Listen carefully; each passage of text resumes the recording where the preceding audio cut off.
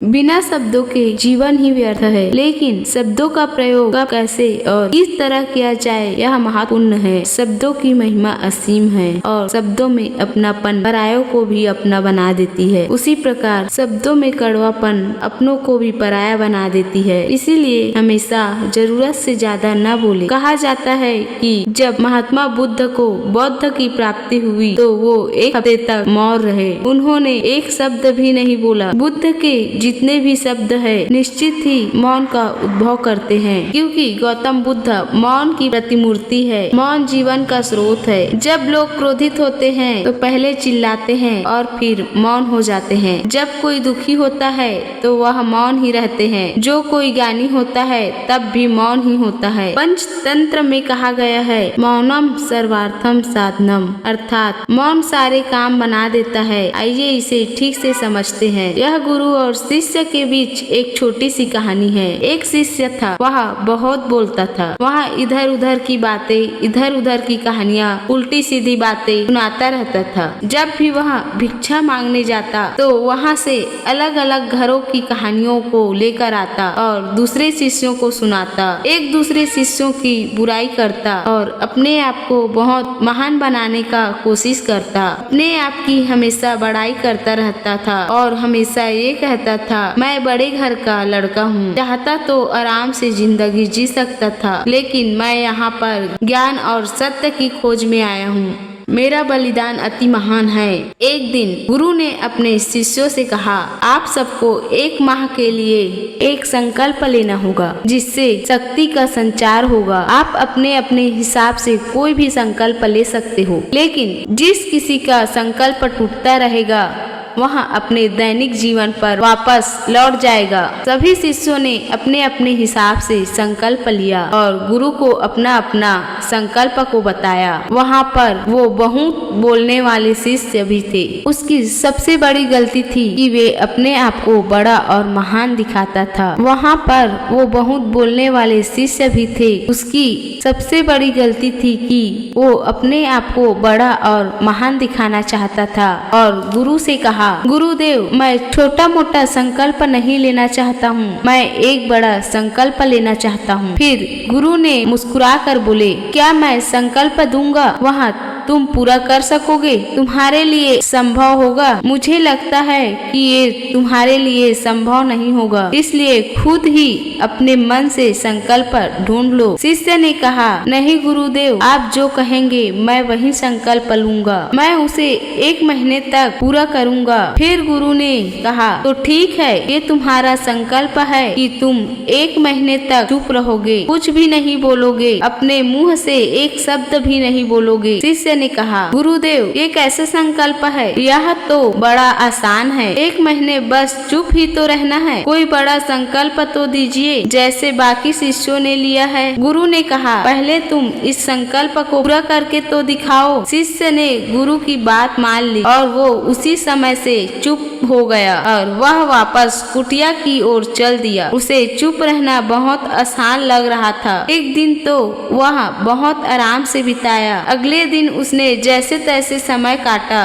और अगले दिन बोलने का बोझ बढ़ते चले गए। चौथे दिन उसे बहुत भारी लगने लगा। 5वें दिन उसे एकदम अजीब लगने लगा, क्योंकि सभी लोग आपस में बातें कर रहे थे और वह चुप था। वह भी अपने मन की बातों को दूसरों के सामने रखना चाहता था, उन लोगों की बोलती बंद कर देना चाहता था, पर वह कुछ नहीं कर पा रहा था। इसीलिए वो अपने आँखों और चेहरे को बनाता रहता था। जैसे तैसे कुछ दिन और बीत गया। शिष्य के हाल बुरा होते जा रहा था। वह बीमार सा होने लगा। उसे खाने पीने का मन नहीं कर रहा था और वो सिर्फ बोलना चाहता था। बहुत सोचने के बाद वह गुरु के पास गया और लिखकर अपने गुरु को बताया कि गुरुदेव, मैं बोलना चाहता हूँ, बिना बोले मुझे घुटन महसूस हो रहा है, मुझसे जिया नहीं जा रहा है, अब मैं क्या करूँ? संकल्प तोड़ दूं? फिर गुरु ने मुस्कुराए और बोले, संकल्प टूट रुकने के लिए तो होते हैं। जो इस संकल्प को बचा लेता है वही अपने अंदर की शक्ति को जगा पाता है, और जो अपने अंदर की शक्ति को जगा लेता है वही जागृति और समझ की रास्ते पर चलता है। संकल्प लेना भी तुम्हारे हाथों में है और उसे तोड़ना भी तुम्हारे हाथों में है। तुम्हारे कई शिष्य भाइयों ने संकल्प तोड़ दिया है और वह अपने दिनचर्या में वापस आ गया है। अगर तुम भी ये संकल्प में टिक नहीं पा रहे हो तो अपने दैनिक दिनचर्या में वापस लौट सकते हो, पर याद रखना कि तुम इस छोटी सी संकल्प को नहीं संभाल पाए तो पूरा जीवन को कैसे संभाल पाओगे। अब निर्णय तुम्हारे हाथों में है। ये बातें सुनकर शिष्य के दिल में चोट सी लग गई। वह बिना कुछ कहे वापस लौट गया और वह अपने कुटिया में अपने आप को पूरी तरह बंद कर लिया। सिर्फ अपने जरूरी कामों के लिए बाहर जाता और वापस उसी कुटिया में चला जाता। 15 दिन बीत चुके थे और बाकी शिष्यों के संकल्प भी टूट चुके थे, पर वह वचाल का संकल्प अभी भी चल रहा था।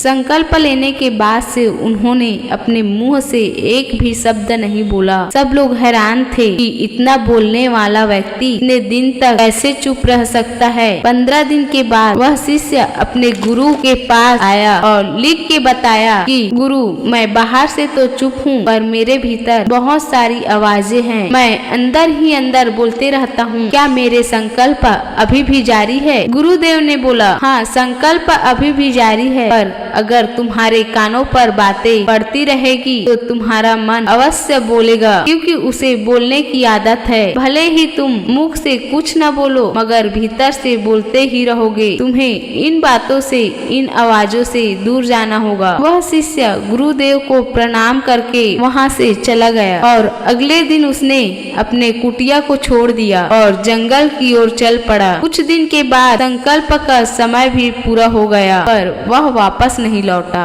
सबको डर था कि कहीं उस शिष्य को कोई जंगली जानवर तो न खा गया हो। 6 महीने बीत गए। इस बीच उसे खोजने की बहुत कोशिश की गई पर वह नहीं मिला। लेकिन एक दिन वह शिष्य वापस आया। उसे देखकर बाकी सभी शिष्य बहुत खुश हुआ। सब उससे बातचीत करने लगे। वो शिष्य भी अपने शिष्य भाइयों से बातचीत की। इसके बाद वह गुरु के पास चल पड़ा। गुरु के पास पहुंचकर उन्होंने गुरु से कहा, गुरुदेव, क्या मैं अभी भी मौन हूँ, चुप हूँ? मेरा संकल्प अभी भी जारी है? गुरु ने शिष्य की ओर देखा और कहा, हाँ, बिल्कुल, तुम अभी भी चुप ही हो, मौन हो। तुम्हारे मुंह से तो शब्द निकल रहे हैं लेकिन तुम्हारा संकल्प अभी भी जारी ही है। फिर शिष्य ने कहा, गुरुदेव, जब मैं यहाँ से गया था तब मैं मुख से तो चुप था पर मेरे मन के भीतर बहुत सारी आवाजें थी, वह बंद ही नहीं हो रही थी। तो मैं जंगल की ओर चल दिया।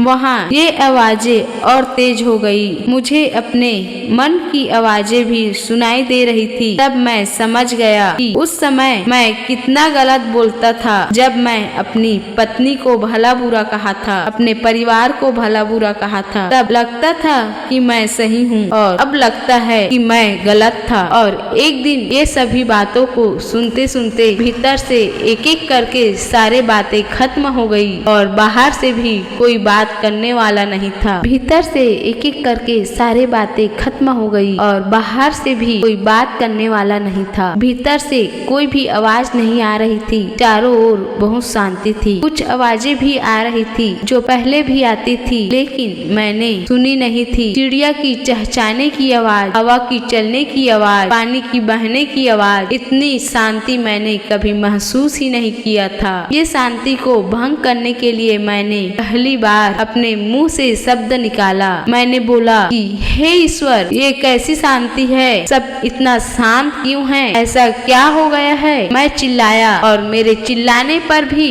वो शांति भंग नहीं हुई। हे गुरुदेव, मैंने अपने शिष्य भाइयों से बातें की, आपसे की। मैं बोल रहा हूँ, दुनिया में चल रहा हूँ और सब कुछ सुन रहा हूँ, पर अंदर से मैं अकेला एकांत में हूँ। मैं भीड़ में तो हूँ तब भी मैं अकेला और एकांत में ही होता हूँ। जब मैं खुद ही बोलता हूँ, खुद ही सुनता हूँ या शोर करता हूँ तब भी मैं एकांत में ही रहता हूँ। सब कुछ दिखाई देता है, सब कुछ सुनाई पड़ने लगता है गुरुदेव। उनके बातें सुनकर गुरु ने कहा, जब हम बाहर की ओर बोलते रहेंगे तब तक हमारे भीतर अशांति ही रहेगी। जिस दिन हम अंदर की ओर जुट जाएंगे तो बाहर से हमारे मुख से कुछ भी निकले फिर भी हम शांत ही रहेंगे। दुनिया में जितनी भी बुराइयां हैं वो सभी के सभी हमारे बोलने के कारण ही उत्पन्न होती है, क्योंकि हम चुप रहना ही नहीं जानते हैं। हम हमेशा बोलते रहते हैं। हमें जितना बोलना चाहिए उससे कई अधिक बोलते हैं। हम हमेशा दूसरों की बोलती बंद कर देना चाहते हैं और इसी अहंकार में रहते हैं कि हम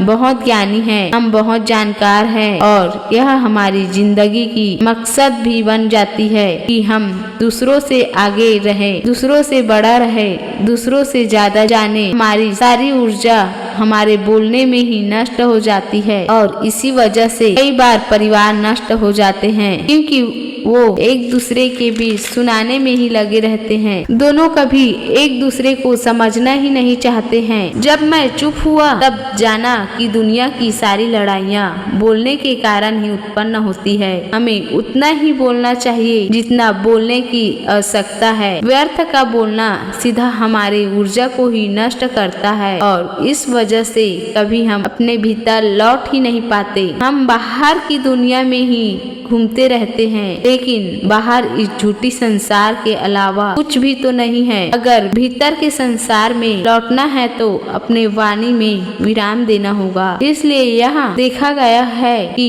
जितने भी बुद्ध तो बने हैं सब एकांत की ओर गए हैं। अत्यधिक लोग एकांत में ही रहे हैं ताकि उसे कुछ बोलना ना पड़े, ज्यादा सुनना ना पड़े और ये शांत रहे। शांत रहकर भीतर की यात्रा कर सके। हम अपने मनुष्य जीवन में रहकर भी, अपने घर में रहकर भी, परिवारों के साथ रहकर भी सब कुछ कर सकते हैं। शांत रहने से हमारे सोचने विचारने की शक्ति में वृद्धि होती है। शांत रहने से स्मरण शक्ति भी बढ़ती है। एकाग्रता, शांति और सकारात्मक सोचने की दिशा में भी हम बढ़ते जाते हैं। यह एक बात समझ लेना चाहिए कि मौन रहना तो विद्वानों का आभूषण भी है। इसलिए कम से कम बोले, जहाँ आवश्यक है वही बोले, सोच समझकर शब्दों को तौल कर बोले। मौन साधक बनकर और मितभाषी रहकर जिए तो जीने की एक अलग ही अंदाज रहेगा। दोस्तों, आप इस बारे में क्या सोचते हैं? एक कमेंट के माध्यम से हमें जरूर बताइए। फिर मिलते हैं अगले वीडियो में।